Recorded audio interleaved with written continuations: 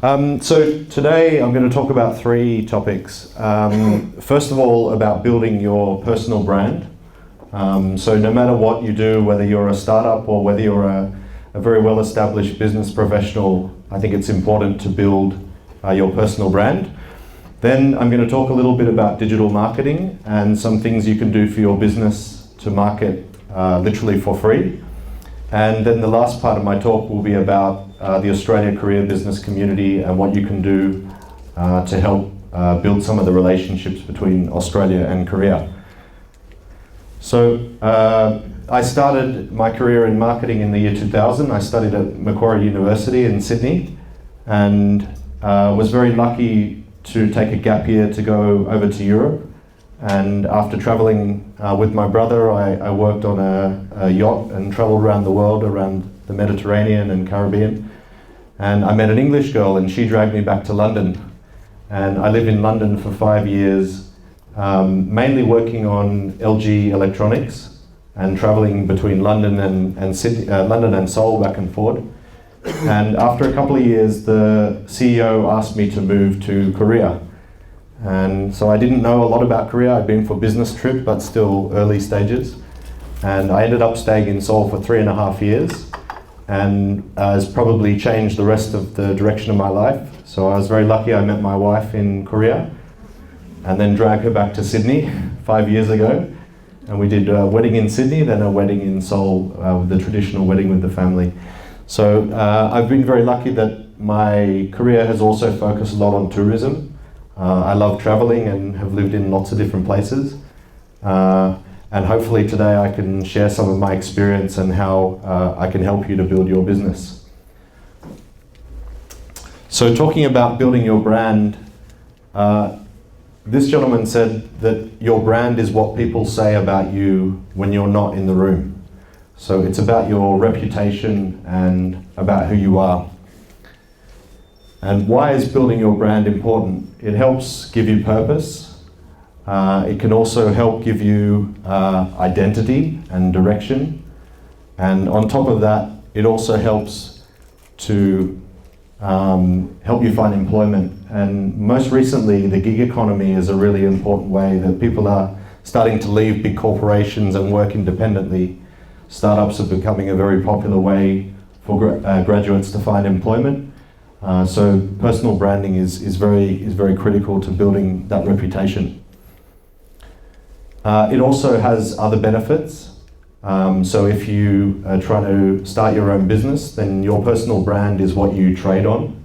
And particularly with me, my business is only 9 months old. So what I do for my reputation of what I did before I started the company is very important. It's also good if you want to get more money. If you're seeking a pay rise, then it's good to focus on your personal brand.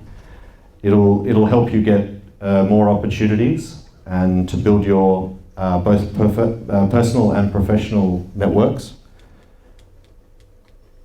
And good if you want to build a long career. So if you have ambition to keep building, then your personal brand is something you can rely on for your reputation. Sorry, some of this, there we go. It's also good if you're building a team, so to get more talent and get more access to people to help you to build your social networks and your workplace.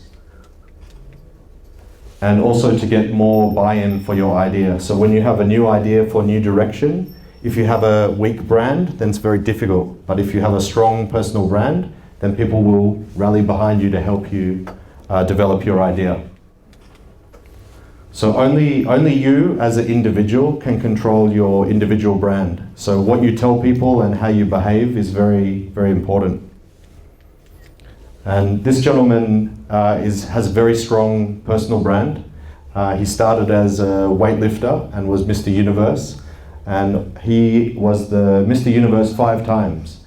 And he moved from Austria to California in, I think it was the 1960s. And he had no brand, no brand at all, start from zero. And he worked out every day, really hard in the gym, work out and enter the competition. Very expensive to enter the weightlifting competition. So he started to build fireplaces for people and brick wall and he have his friends from the gym and they carry the rock and make the wall. So he earned his reputation through hard work. And from there he went on to become a very famous actor, as you would know, in Western movies. And then he is also, in 2003, he became the governor of California and was the longest serving governor that state has ever had. So from somebody who built their career in America from nothing to become the governor of California is because of his personal brand. So there's three things that you can do to build your personal brand. The first is your profile, and I'm going to talk a little bit about LinkedIn as an online way to build your profile. Also talk a little bit about perception and how you can improve how you are perceived by others. And people, obviously the networks that help build your brand. So this is an example of a LinkedIn profile. And at the top here we have, so make sure you have a clear photo. So this is really important. And then a background image at the back that is relevant to where you are from. So maybe if you want to have a picture of Australia or a picture of Korea, this can help for your image. And then also having very clear information about what you do. So job title and your experience. So my experience in marketing, and I'm also the founder. And some more information you can put about the companies that you follow. So the connection that you have, I have a very strong connection working with AKBC, and so that's something I want to talk about. And then in the About section, make sure you use keyword for your skill set. So whether it's marketing or accounting or business, networking, whatever it happens to be, please put very good explanation about your skills, because that will help people find you online. There's a very famous motivational speaker called Sinek, and he talks about explaining people's purpose. So when people first meet, normally they say their job first and what they do. But he encourages people to talk about their passion. So to talk about their reason why they do what they do. So when you go to a barbecue or you meet someone for the first time, then try to explain your passion, and that will help them understand you a little bit better. The other thing you can do is articulate your value propositions. And it's important to have a very clear vision and to communicate your vision. Whenever you talk to someone, please try to explain why it is that you do that, and your purpose, so that how you turn your vision into a reality. So what you do each day is also very important. The values, that they're like the guiding framework that helps you to operate every day. So your values are very true to who you are and the way you behave. And your passion, this is what motivates you to get out of bed in the morning, and people will really buy into that. So please try to practice to have what they call an elevator pitch. So when you first meet someone, so hello, my name is Adam and I help Australian tourism businesses to market into Asia. Or hello, my name is John and I'm an accountant and I help people to make more money. You know, think about the one line that you will tell people when you meet them for the first time. This is a very good way to build your brand. So how am I perceived is also valuable. Is the information that I deliver received in the way that I intend people to hear what I have to say? Am I a supporter of driver, or am I seen as someone who supports change? And in big organizations, this is really important, to be seen to be positive and to be supporting the organization to drive forward. And how can I manage how I'm perceived by being consistent? So every day I am the same character, always positive, always supporting change, helping people to progress. Yep, next slide. And there's a very famous children's book from Dr. Seuss, and it says, be who you are and say what you feel, because those who mind don't matter and those who matter don't mind. So it encourages you to be true to who you are. Don't feel that you have to have a special persona. If you are who you are, then people will see that That's positive. So also have a look at your networks, and there's 3 networks that you can look at. The people that you go to university with, your peers, does that help reflect the type of work that I want to do? Are people aware of the opportunities that I'm looking for? Do they know, what I'm passionate about? And how am I going to put myself in front of these opportunities to help progress my career? And there's 3 key networks you can leverage. Obviously, the people that you went to school with or the university, people that you work with, and then also people that are in your friend and social circles outside of work. And they can all help you to achieve the purpose that you're looking for. So now I just want to touch on a few things you can do as a business owner for digital marketing.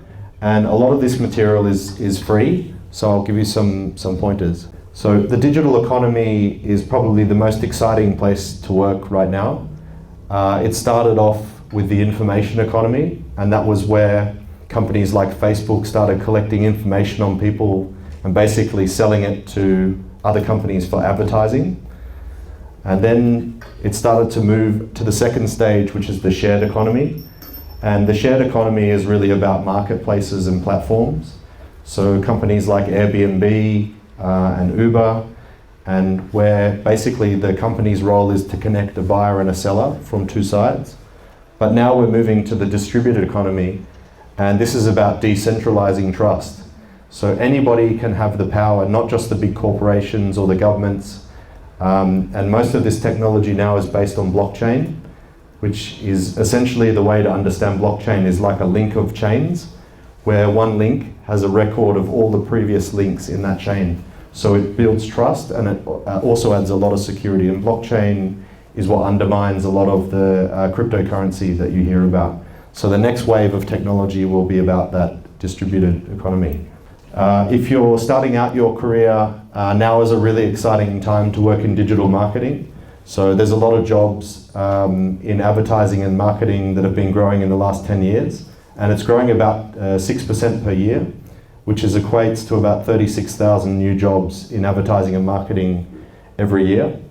And I did a search just a couple of days ago when I was preparing this presentation. So looking at LinkedIn, I type in digital marketing and I found there's over 1,500 jobs with digital marketing in the job description.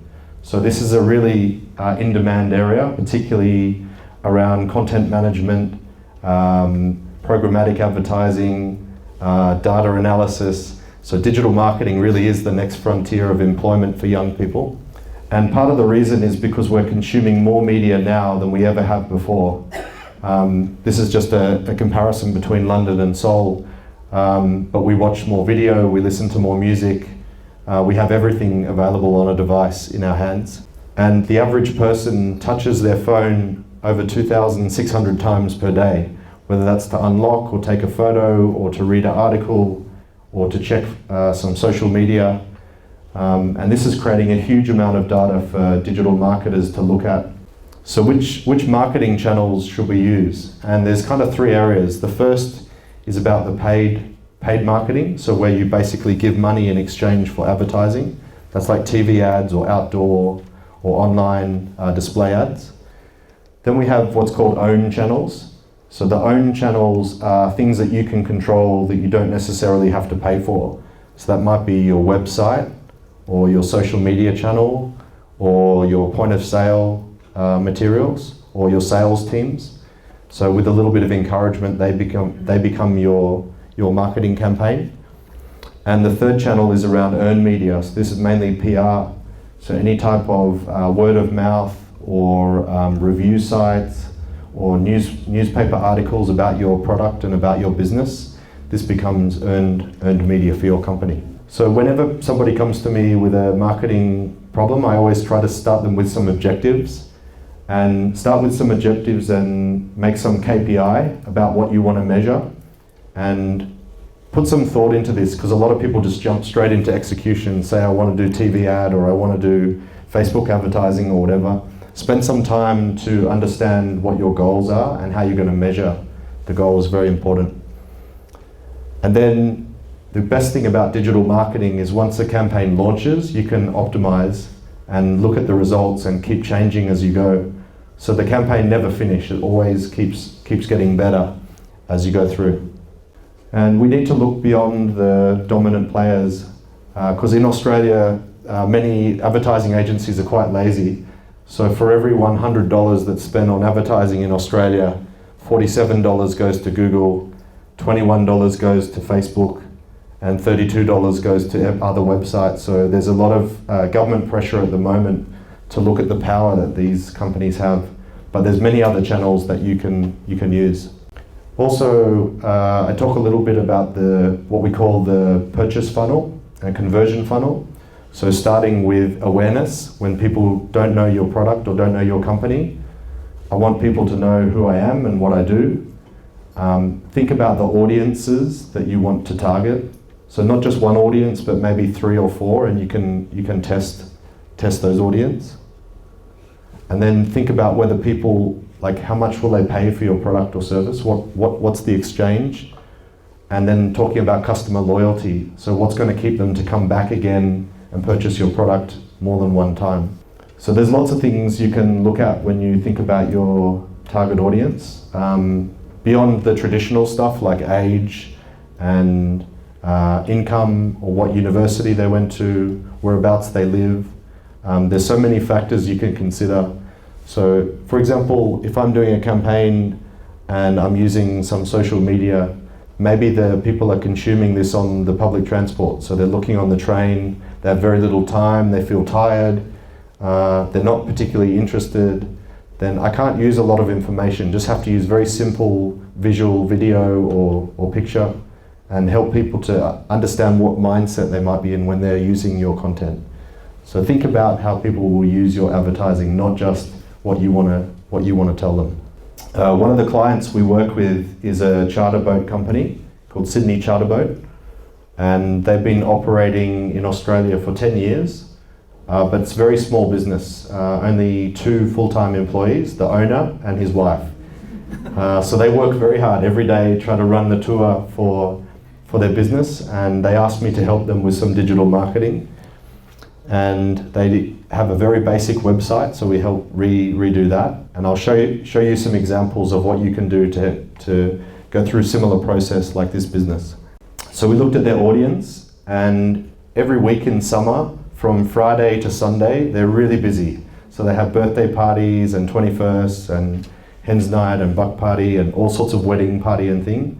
But between Monday and Friday, they have no business. And they feel very frustrated that maybe they need to be making more money. So I said, what about if we look at different audience than what you have on the weekend? So think about people that not worried about time during the week. So we develop a corporate audience to do meetings on board and to use the boat like a meeting venue.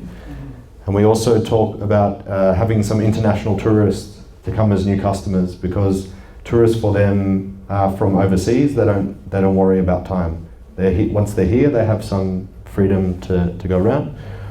And also the international students, because international students study during the day, but in the evening they want to party and have some fun, get to know Sydney and learn a little bit about the lifestyle in Sydney. So we started doing midweek cruises for students.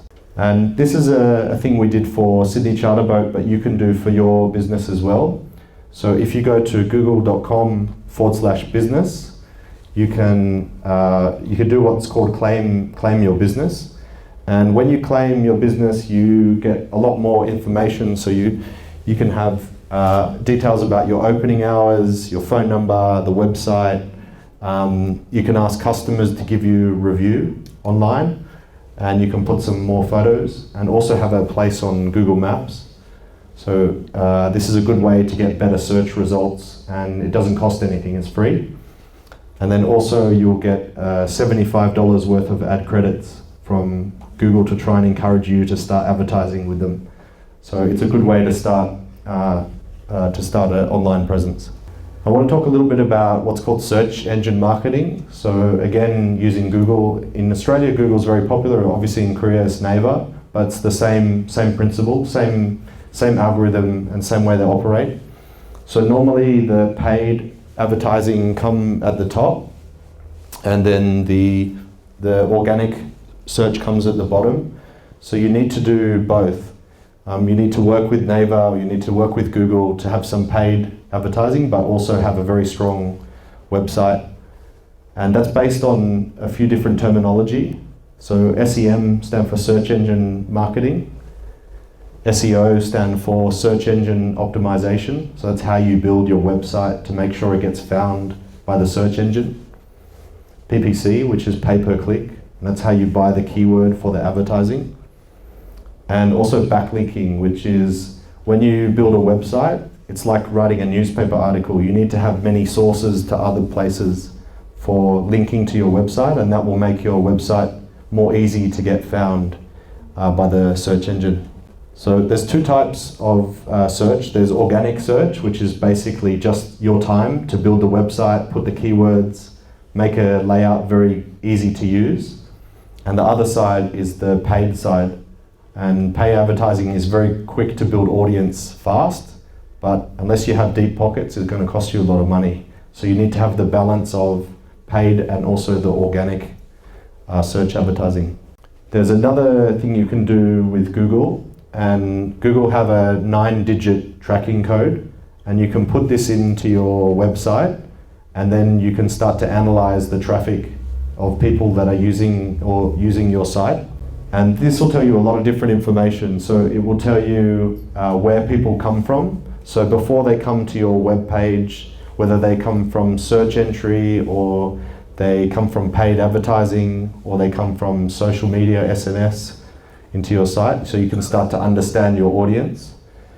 You can also look at which country they come from, how long they spend on the website, which pages they look at, which country they come from, and how many pages they look at. So again, this is free marketing information, and you can start to generate the report so you can figure out, is it seasonal throughout the year, or some day better than other, maybe weekdays are better than weekends. You can get a lot of information for free by looking at the Google Analytics. And Facebook is also a very powerful tool for understanding your audience. And Facebook basically asks you, what sort of campaign do you want to do? Is it new brand and you want to make everybody aware about your product? Or you have a very powerful brand that's been around for a long time? Then maybe you're just looking to drive some sales. And Facebook also has the biggest database of people in most countries around the world. Very, very targeted audience profiles. You can just click through, yep. And if you have an email database of your customer, you can import the email database into Facebook, and it will target people that look like your current audience. So it looks at the email addresses and it knows the people, then it will create additional audience of people that look the same as your audience. So very good for building extra followers. There's lots of different creative formats you can use on video and photography. Excuse me. And also it's good for conversion tracking, so you can track where people go after they click on your ad. And it gives you a lot of budget control as well about how much money you spend on your advertising campaign. So there's 4 different types of ads on Facebook. The first is the video ad, the image ad, the carousel, which scroll through different images. And the last one is the slideshow, which basically automatically clicks through. You can use video or you can use image, like still image. But most people, when they use Facebook, they don't listen to the audio. So if you have a video, then it's good to have some subtitle along the bottom. And when you're writing the copy, it can be quite difficult. So try to have a question, very strong headline, and I'll show you some examples of some good Facebook ad, but also a strong call to action. So whether you want someone to sign up and give you email, or you want them to buy now, or download some more information, it's good to have many different call to action. So this ad is a good example of Facebook ad. So it has very clear branding at the top.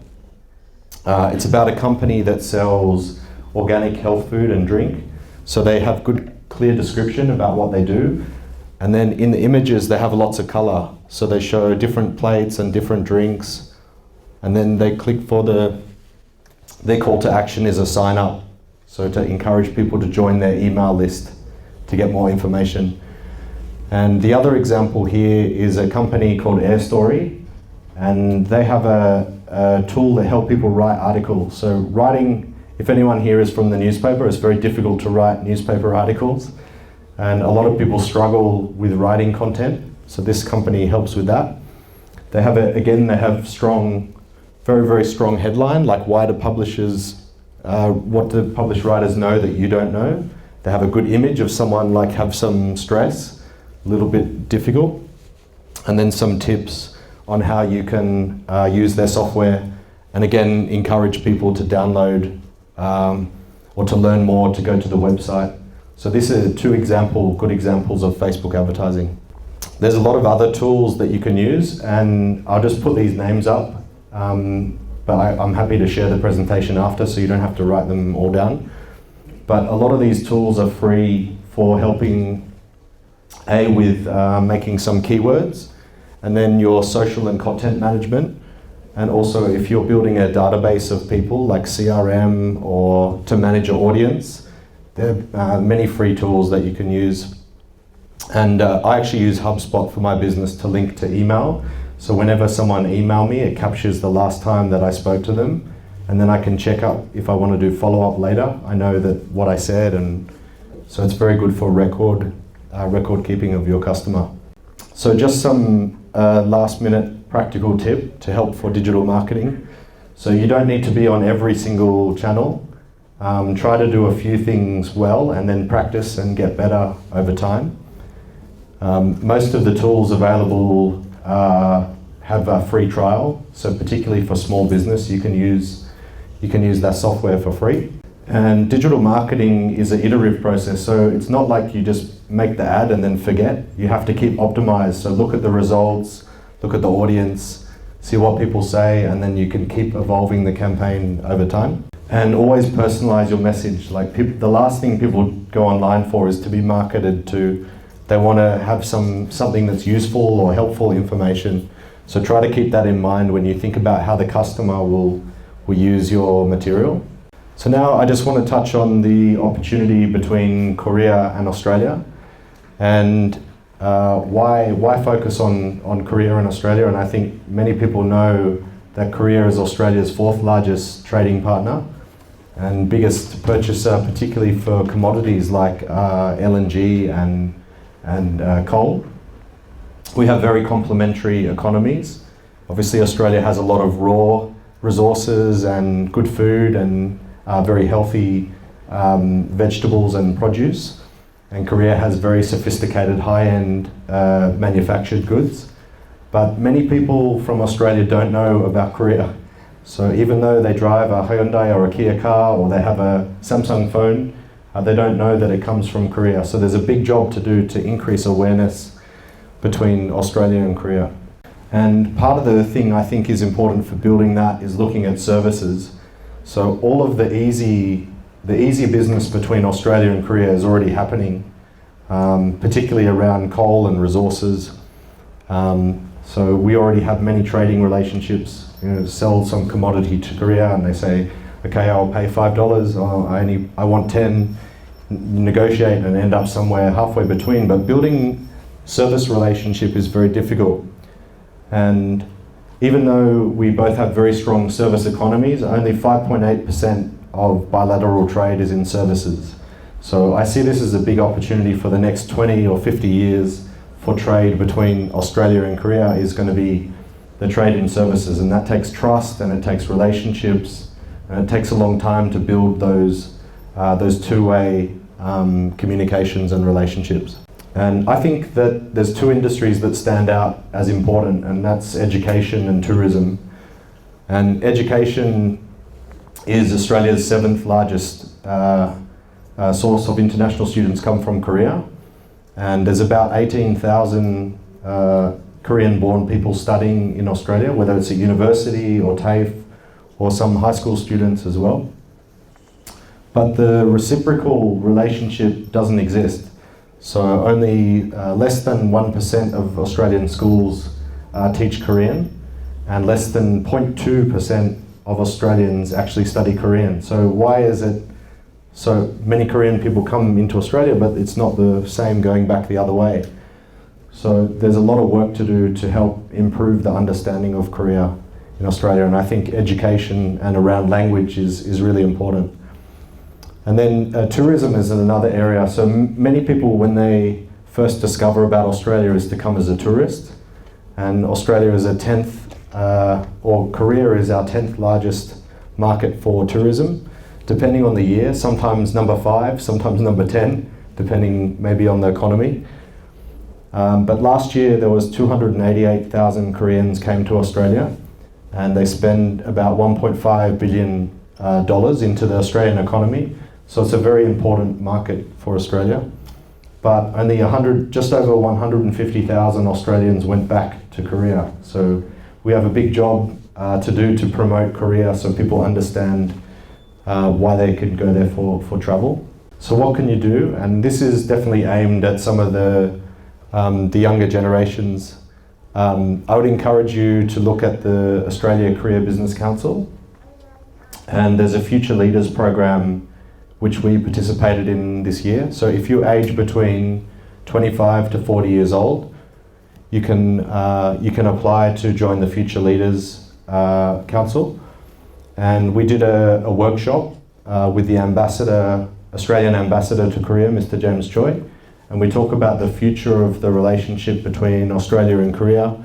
And that's where we came up with the insight about tourism and education being really important.